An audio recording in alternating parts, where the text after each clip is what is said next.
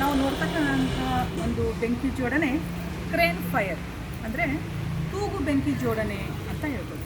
ಇದು hunter fire ಥರನೇ, ಅದು 2 ಕಟ್ಟಿಗೆಗಳನ್ನು ಇಟ್ಟುಕೊಂಡು ನಾವು ಯೂಸ್ ಮಾಡ್ತೀವಿ. ಇಲ್ಲಿ ಒಂದೇ ಒಂದು ಕಟ್ಟಿಗೆಯಿಂದ ನಾವು ಈ ಒಂದು ಜೋಡಣೆಯನ್ನು ಬಳಕೆ ಮಾಡ್ಕೊತೀವಿ. ಯಾವ ರೀತಿ? ಅಲ್ಲಿ ಅಡಿಗೆ ಆಹಾರವನ್ನು, ಮಾಂಸವನ್ನು ಬೇಯಿಸೋದಕ್ಕೆ ಅದನ್ನು ಬಳಕೆ ಮಾಡಿಕೊಂಡ್ರೆ, ಇದು ಕೇವಲ ಟೀ, ಕಾಫಿ, ನೀರನ್ನು ಬಿಸಿ ಮಾಡೋದಕ್ಕೆ ಮಾತ್ರ ಈ ಒಂದು ಜೋಡಣೆಯನ್ನು ಬಳಕೆ ಮಾಡ್ಕೊತೀವಿ. ಯಾವ ರೀತಿ? ಇಲ್ಲೊಂದು ನಾನು ಕಟ್ಟಿಗೆಯನ್ನು ಹುಗಿದುಕೊಂಡಿದ್ದೀನಿ, ಕೆಳಗಡೆ ಬೆಂಕಿಯನ್ನು ಹಚ್ಕೊಳ್ತೀನಿ, ಅದಕ್ಕಾಗಿ ವ್ಯವಸ್ಥೆಯನ್ನು ಮಾಡಿಕೊಳ್ಳಲಾಗಿದೆ. ಈಗ ನಾವು ಮಾಡ್ತಕ್ಕಂಥ ಟೀ, ಕಾಫಿ ಅಥವಾ ಬಿಸಿನೀರು ಕಾಸುವಂತಹ ಒಂದು ವ್ಯವಸ್ಥೆಯನ್ನು ಇಲ್ಲಿ ಮಾಡ್ಕೊಂಡಿದ್ದೀವಿ.